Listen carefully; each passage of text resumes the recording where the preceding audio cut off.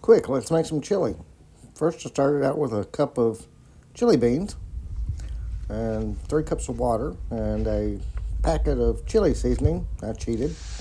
And then I browned some meat. I got real lean meat, so there wasn't much oil or grease in it. And then after my beans cooked, it took them an hour in the pressure cooker. Then added my beef to it.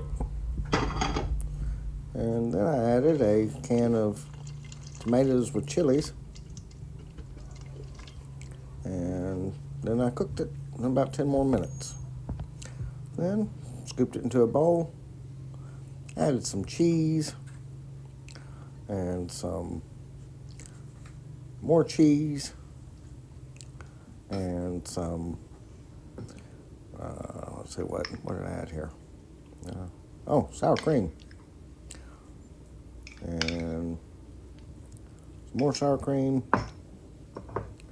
and some green onions and some serrano chili that I chopped up and a little squeeze of fresh lime juice.